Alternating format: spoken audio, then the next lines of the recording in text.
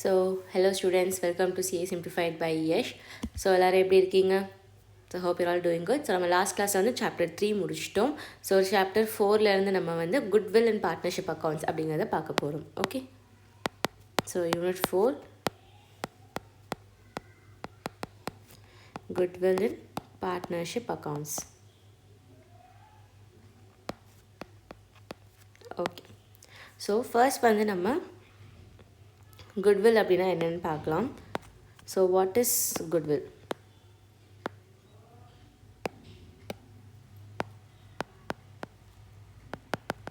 Okay, so goodwill அப்படிங்கிறது வந்து ஒரு பிஸ்னஸோட ரெப்யூட்டேஷன். சரியா?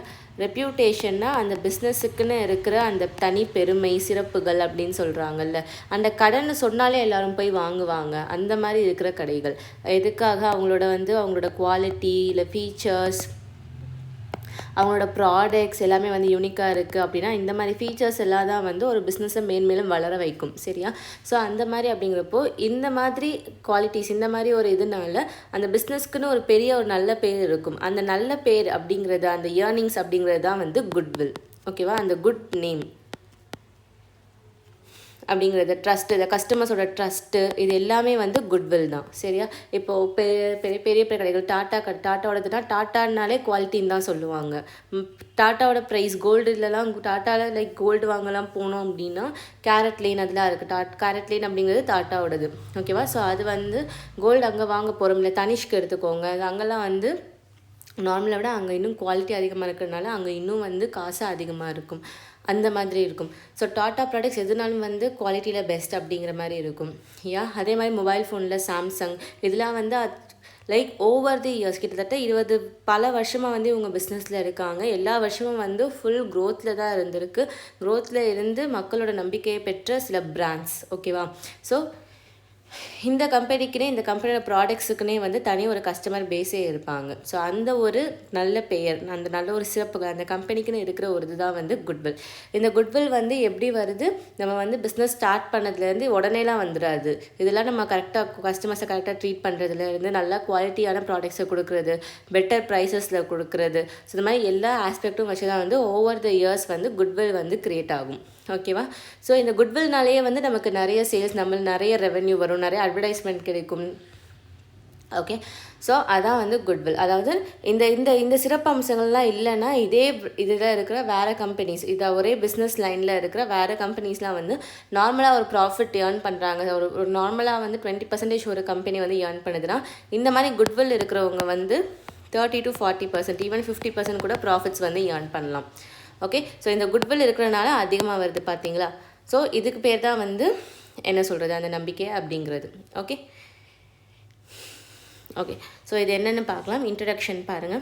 Goodwill is the good name or reputation of the business which brings benefit to the business, enables the business to earn more profit. It is a present value of a firm's future excess earnings. So present value of a firm's future excess earnings தான் இந்த பேர். நமக்கு நல்ல பேர் வந்திருக்குன்னா கண்டிப்பாக ஃபியூச்சரில் அது மேன்மேலும் பிஸ்னஸ் வளரதான் செய்யும். நம்மகிட்ட வந்து மக்கள் வந்து வாங்க தான் போகிறாங்க. இந்த பிராண்ட் அப்படின்னு சொல்கிறாங்களே, அந்த பிராண்டு கேட்டாலே வந்து எல்லாரும் போய் வாங்குவாங்க, அந்த மாதிரி. ஓகேவா? So it is an intangible asset. Of course இந்த நல்ல பேர், இந்த நம்பிக்கை இதெல்லாம் வந்து நம்மளால் பார்க்கவும் முடியாது, அந்த தொட்டு உணரவும் முடியாது. அது வந்து ஜஸ்ட் வந்து நம்ம காதால் கேட்குறது அண்ட் மனசால் வந்து உணர்றது. இதுக்குன்னு வந்து ஃபிசிக்கலாக எந்த ஃபார்மும் கிடையாது. அதுக்கு பேர் தான் வந்து இன்டான்ஜிபிள் அசெட் அப்படிங்கிறது. And it has no physical existence. So இது வந்து நம்ம பேலன்ஸ் ஷீட்டில் ஃபிக்ஸட் அசெட்ஸ் கீழே காட்டிக்கலாம். ஓகேவா? So an old and well-established business entity develops a good name and reputation among the public over a period of time because of various reasons such as good quality of goods and services, location of the business. இன்னொன்று வந்து main ஏரியாவில் இருக்குது. நிறைய பெரிய brand வந்து ஒரு main ஏரியாவில் வச்சுருக்காங்கன்னா அவங்களுக்கு வந்து ஸோ பிஸ்னஸை வந்து மெயின் லொக்கேஷனில் வந்து அவங்க வச்சுருக்காங்கன்னா பீப்புளுக்கு வந்து ஆக்சஸும் வந்து நிறைய இருக்கும். ஓகேவா? ஈஸி ஆக்சஸ் அப்படி இருக்குன்னா அவங்க அடிக்கடி போய் அந்த கடைக்கு போய் வாங்குறது வந்து இட் வில் பி பாசிபிள். ரொம்ப லைக் அவுட்டர் ஏரியாவில் கட்டிட்டாங்கன்னா மக்கள் வந்து லைக் போயிட்டு வரதுக்கு டிரான்ஸ்போர்ட் செலவே அதிகமாக இருக்குன்னா அவ்வளோவா வந்து வரமாட்டாங்க. ஸோ ரீச் வந்து இருக்காது. சரியா? ஸோ அதுவும் வந்து ஒரு benefit. So this enables the business to earn more profit compared to the no business. Monetary value of such advantages termed as goodwill. Okay, monetary value such advantage அப்படிங்கிறது வந்து இந்த மாதிரி ஒரு நல்ல பேர் இருக்குது அப்படின்னு நிறைய இது வந்து மக்கள் சொல்லி சொல்லி பேசி வந்து நிறைய பேர் வந்து வர்றாங்க பார்த்தீங்களா. எந்த ஒரு அட்வர்டைஸ்மெண்ட்டும் இல்லாமல் மக்களாலவே வந்து வெளியே சொல்லப்பட்டு பேசப்பட்டு வர்றாங்க பார்த்தீங்களா. ஸோ அதுக்கு பேர் தான் வந்து குட்வில். ஓகேவா. ஸோ நெக்ஸ்ட் வந்து நேச்சர் ஆஃப் குட்வில். ஸோ இது எல்லாமே வந்து நம்ம ஆல்ரெடி பேசுனது தான் வந்து உங்களுக்கு நேச்சரு, ஃபேக்டர்ஸ், டிட்டர்மைனிங் அப்படின்னு எல்லாத்துலேயும் கொடுத்துருப்பாங்க. சரியா. ஸோ இதை நம்ம ஜஸ்ட் ரீட் பண்ணிட்டே போயிடலாம். So nature of goodwill can be described as follows. Goodwill is an intangible fixed asset. It has no physical existence. It cannot be seen or touched. ஓகேவா. இது எல்லாமே வந்து நம்மளால் ஃபிசிக்கல் எக்ஸிஸ்டன்ஸ் இருக்காது, பார்க்கவும் முடியாது, டச் பண்ணி உணரவும் முடியாது. சரியா. It has a definite value depending on the profitability of the business enterprise. So அதுக்குன்னு ஒரு மதிப்பு இருக்குது. சரியா. It cannot be separated from the business. Of course, ஒரு பிஸ்னஸ் பண்ணுறீங்கன்னா அதோட புகழை வந்து பிஸ்னஸ்லேருந்து பிரித்து பார்க்க முடியுமா? அதை பார்க்க முடியாது. ஓகே. ஸோ அதை வந்து பிரிக்க முடியாது. அதுக்கப்புறம் it helps in earning more profit and attracts more customers. Of course இந்த மாதிரி பேச பார்த்ததுனால நீங்கள் உங்களுக்கு வந்து நிறைய கஸ்டமர்ஸ் வர போகிறாங்க. ஸோ நீங்கள் உங்கள் லெவலுக்கு தாண்டி கஸ்டமர்ஸ் வர்றாங்க அப்படிங்கிறப்போ உங்களுக்கு இன்னும் ஹை ப்ராஃபிட்ஸ் ஏர்ன் பண்ண முடியும். So it can be purchased or sold only when the business is purchased or sold in full or part. So இந்த குட்வில் நம்ம வந்து பேலன்ஸ் ஷீட்டில் காட்டுவோன்னு சொன்னீங்க பார்த்தீங்களா. ஸோ இன்டான்ஜிபிள் அசெட் அப்படிங்கிறது. ஸோ அது வந்து எப்போ வந்து காட்ட முடியும்னா, இப்போ டாட்டாவை வந்து இன்னொரு கம்பெனி வாங்குதுன்னு வச்சுக்கோங்க. அப்போ அந்த டாட்டாவோட குட்வில்லுக்குன்னு தனி ஒரு வேல்யூவேஷன் நடக்கும். குட்வில் வேல்யூவேஷன்னே ஒன்று நடக்கும். சரியா. ஸோ ஈஸியாலாம் ஒரு கம்பெனியை வந்து வாங்க முடியாது. அந்த கம்பெனியும் வாங்குறாங்க அப்படின்னா அந்த கம்பெனிக்கு எவ்வளோ பெருசாக வந்து மக்கள்கிட்ட ஆதரவு இருக்குது அப்படின்னு பார்த்து அந்த கம்பெனிக்கு அவ்வளோ குட்வில் இருக்குன்னா இதுக்கு ஒரு வேல்யூ, இதுக்குன்னே வந்து தனியாக வந்து ஒரு ப்ரைஸ் வந்து பே பண்ணணும் குட்வில்க்குன்னே. இதுவே வந்து க்ரோர்ஸ் கணக்கில் வரும், லேக்ஸில் க்ரோர்ஸ் அப்படின்னு வாங்கல பார்த்தீங்களா. ஸோ அந்த மாதிரி கொடுத்து தான் வாங்கணும். அதாவது பிஸ்னஸ் வாங்குறதுக்கு தனி கன்சிடரேஷன் இருக்கும், குட்வில் வந்து வேறு கன்சிடரேஷன், ரெண்டுமே சேர்த்து கொடுக்கணும். ஓகேவா. ஸோ இது வந்து எப்போ வந்து விற்க முடியும்? இந்த குட்வில் அப்படிங்கிறது வந்து விற்கவோ வாங்கவோ முடியாது. ஆனால் எந்த கேஸில் வந்து விற்கவும் வாங்க முடியும்? ஒரு கம்பெனியே வந்து இன்னொரு கம்பெனி வாங்குதுன்னா அந்த கம்பெனியோட குட்வில்லை வந்து வாங்க முடியும். ஓகேவா. ஓகே. ஸோ அதுக்கப்புறம் factors determining the value of a goodwill. So குட்வில்லோட வேல்யூ அப்படிங்கிறது என்ன அப்படிங்கிறது, எதுனால வந்து குட்வில்ல வந்து இன்க்ரீஸ் ஆகுது அப்படிங்கிறது. சரியா. Profitability of the firm. Excuse me. Okay. So the profit earning capacity of the firm determines the value of its goodwill. A firm earning higher profits and having potential to generate higher profits in future will have a higher value of goodwill. Of course வந்து ஒரு company வந்து அதனால நிறைய profits வந்து earn பண்ண முடியுது. Over the future வந்து அதுக்கு நிறைய பொட்டென்ஷியல் இருக்குது. அந்த கம்பெனி வந்து அவங்கள நம்பி மக்கள் வந்துட்டே தான் இருக்க போகிறாங்க, மேன்மேலும் வளரும் அப்படிங்கிறப்போ அது வந்து குட்வில்லுக்கு ஒரு வேல்யூ இன்க்ரீஸ் பண்ணும். சரியா. அதுக்கப்புறம் favourable location of the business enterprise. Firm is located in a prominent place where it is easily accessible to the customers. It can attract more customers. Sale and profit will be higher when compared to a firm which is not located in a prominent place. Hence, it will have a high value of goodwill. Already நம்ம பார்த்து தான் மெயினான ஏரியாவில் வந்து உங்கள் பிஸ்னஸை நடத்துகிறீங்கன்னா அங்கே எல்லாருக்குமே வந்து ஆக்சஸ் இருக்கும். அப்படிங்கிறப்போ உங்களுக்கு சேல்ஸும் அதிகமாக இருக்கும், உங்களோட ப்ராஃபிட்ஸும் அதிகமாக இருக்கும். Okay. Compared to outer area. அதுக்கப்புறம் good quality of goods or services offer. If a firm enjoys good reputation among the customers and general public for the good quality of its product or services, value of goodwill of the firm will be high. Of course நம்ம சொன்னது எந்த அளவு அட்வர்டைஸ்மெண்ட்டுமே இல்லாமல் உங்களோட பொருள் பற்றி மக்களே வந்து அவங்களே நிறைய பேர்கிட்ட சொல்லி அவங்க தெரிஞ்சுக்கிட்டு மக்களாகவே நிறைய பேர் வந்து கஸ்டமர்ஸ் வர்றதுக்கு பேர் தான் வந்து good quality of goods and services. Okay. அதுக்கப்புறம் tenure of the business enterprise. A firm which has carried on business for several years will have a higher reputation among its customers as it is better known to the customers. The firm will have higher earnings and higher value of goodwill when compared to a new firm. As சொன்ன மாதிரியே வந்து goodwill வந்து business start பண்ண 2-3 வருஷத்தில் வர்ற ஒரு இது கிடையாது. இப்போ நீங்கள் ரிலையன்ஸ், சாம்சங் எதுனாலும் எடுத்துக்கோங்க, போத்தீஸ் கூட எடுத்துக்கோங்க, அவங்களாம் வந்து பிஸ்னஸ் எத்தனையோ காலத்துலேருந்து பண்ணிக்கிட்டு இருக்காங்க. அவ்வளோ வருஷங்க அப்புறம் தான் இப்போ எல்லாருமே வந்து நம்ம ஒரு 5-10 இயர்ஸாக தான் இதில் வந்து ஃபேமஸ் ஆகிருக்கு. சரியா. அந்த குட்வில் வந்து இப்போ தான் வந்து அவங்க ஏர்ன் பண்ணியிருக்காங்க. ஓகேவா. ஸோ ஒரு பிஸ்னஸ் வந்து எப்போ வந்து இந்த மாதிரி நிறைய வருஷத்துக்கு கேரி ஆன் பண்ணி அது வின் பண்ணி எல்லாமே வந்து சேல்ஸாக நல்லா நடக்குதோ அப்போ தான் வந்து அந்த கம்பெனிக்கு வந்து குட்வில் வந்து அதிகமாக இருக்கும். ஓகே.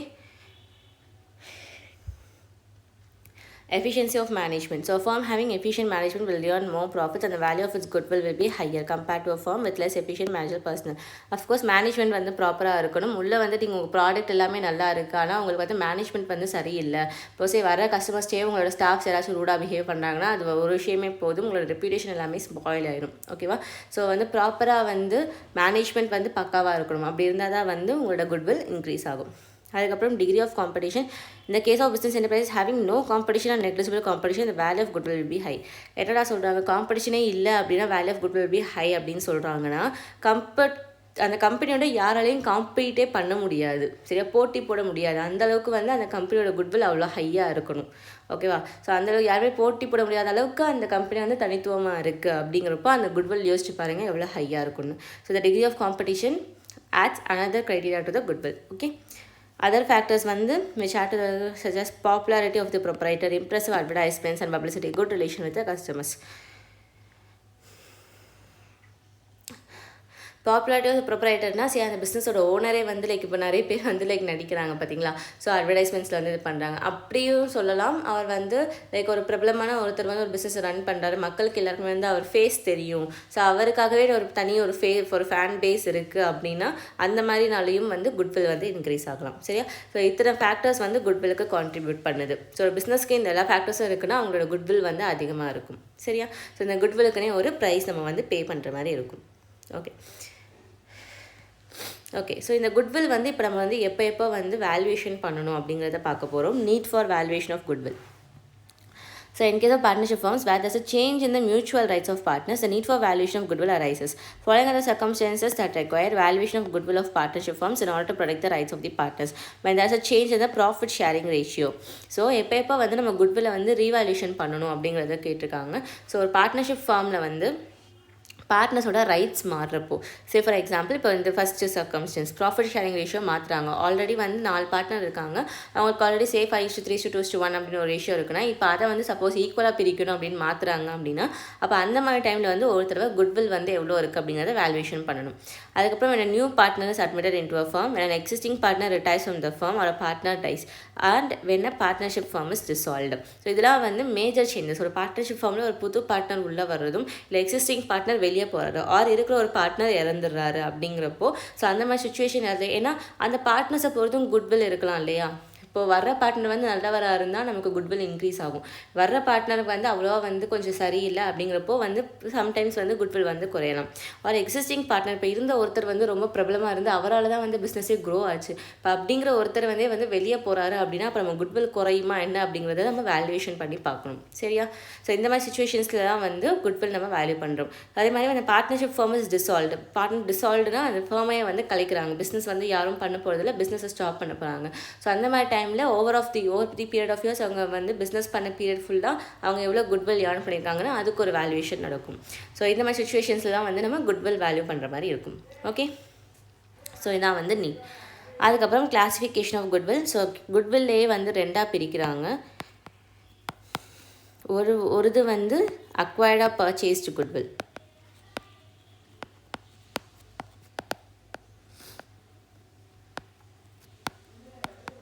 இன்னொன்று வந்து செல்ஃப் ஜென்ரேட்டட் குட்வில். ஸோ அக்வயர்டாக பர்ச்சேஸ் குட்வில்னால் நான் சொன்ன மாதிரி இப்போ டாட்டா வந்து ரிலையன்ஸ் வாங்குது அப்படின்னு வச்சுக்கோங்க. ஸோ அவ்வளோ பெரிய கம்பெனி வாங்க வாய்ப்பில்லை. ஜஸ்ட் ஃபார் எக்ஸாம்பிள் நான் சொல்கிறேன். டாட்டா வந்து ரிலையன்ஸ் வாங்குது அப்படின்னா ஸோ இதோட குட்வில் வந்து இதுக்கு சேரும், ஓகேவா. இதோட குட்வில் வாங்குறதுக்காகவே ரிலையன்ஸ் வந்து ஒரு ப்ரைஸ் வந்து பே பண்ணணும். குட்வில் வேல்யூவுக்கு வந்து they have to pay some price. So இந்த குட்வில் வந்து இவங்களுக்கு ரிலையன்ஸோட போய் சேரப்போகுது. ஸோ அது வந்து ரிலையன்ஸ்க்கு என்னது, இவங்க பர்ச்சேஸ் பண்ணுறதுனால, இந்த டாட்டாவை வந்து அவங்க அக்வயர் ஆர் பர்ச்சேஸ் பண்ணுறதுனால இவங்களுக்கு வர குட்வில், சரியா. இதுக்கு பேர் தான் வந்து அக்வயர்டாக பர்ச்சேஸ் குட்வில். ரிலையன்ஸ் வந்து டாட்டாவை வாங்குது, ஸோ அதை வாங்குறதுனால இவங்க கம்பெனிக்கு இன்னும் குட்வில் அதிகமாகிறப்போ அதுக்கு பேர் தான் வந்து அக்வயர்டாக purchased goodwill. Self generated goodwill of course ரிலையன்ஸ்க்கும் வந்து ரொம்ப பெரிய பேர் இருக்குது. ரிலையன்ஸ் கம்பெனினாலே வந்து யாருக்கும் தெரியாமல் இருக்காது. ஸோ அந்தளவுக்கு it has a big huge என்ன சொல்கிறது, அதுக்குன்னு ஒரு பேர் இருக்குது சொசைட்டியில், சரியா. ஸோ இது வந்து ரிலையன்ஸ் வந்து அதுவாக வந்து அதோட பிஸ்னஸ் மூலமாக அதுவாக வந்து அது ஜென்ரேட் பண்ணிக்கிட்ட ஒரு நல்ல பேர், ஒரு குட்வில், சரியா. இது வந்து அந்த நம்ம பிஸ்னஸே வந்து நம்ம ப்ரொமோட் பண்ணி நம்ம பிஸ்னஸே இந்த அளவுக்கு வந்திருக்கிறது வந்து அது ஓனாக வந்து அது க்ரியேட் பண்ணிக்கிட்ட குட்வில். ஸோ அதான் வந்து self generated goodwill. Okay. So இதான் வந்து 2 types of goodwill. So so read பண்ணி பார்க்கலாம். acquired or purchased goodwill. So goodwill will be acquired by making payment in cash or kind is called acquired or purchased goodwill. When a firm purchases an existing business, price paid for the purchase of such business may exceed the net assets of the business acquired. The excess of purchase consideration over the value of net assets acquired is treated as goodwill. நான் சொன்ன மாதிரி business வாங்குறதுக்கு தனியாக ஒரு பணம், ஏன்னா நம்ம அதோட அசெட்ஸ் எல்லாமே வாங்குகிறோம், அது நம்ம எல்லாமே தான் நம்ம தான் வந்து அந்த அசெட்ஸ் எல்லாம் எடுத்துக்கணும். அப்படிங்கிறப்ப அந்த அசெட் அந்த பிஸ்னஸுக்கு நம்ம ஒரு ப்ரைஸ் பண்ணுவோம். ஓகேவா? அதுக்கு கூட சேர்த்து அதை சேர்த்து வச்சுருக்க நல்ல பேருக்கு ஒரு காசு பே பண்ணணும். அதான் வந்து excess of purchase consideration over the value of net assets. அந்த எக்ஸஸ் ஆஃப் பர்ச்சேஸ் கன்சிடரேஷன் இருக்குது பாருங்கள், நீங்கள் வாங்க போகிற காசுக்கு விட கூட அதிகமாக ஒரு ப்ரைஸ் கொடுக்குறீங்க பார்த்தீங்களா, அதான் வந்து goodwill. Okay. So the Indian Accounting Standard AS on accounting for fixed assets states that goodwill must be recorded in the books of accounts only when consideration in money or money's worth has been paid for it. Acquired goodwill can be recorded in the books of accounts and shown on the asset side of the balance sheet under fixed assets. Therefore வந்து இந்த goodwillக்கு நம்ம price பே பண்ணி வந்து வாங்குகிறோம், அது ஒரு asset, அதனால நம்ம வந்து புக்ஸ் ஆஃப் அக்கௌண்ட்ஸில் காட்டிக்கலாம். ஓகே.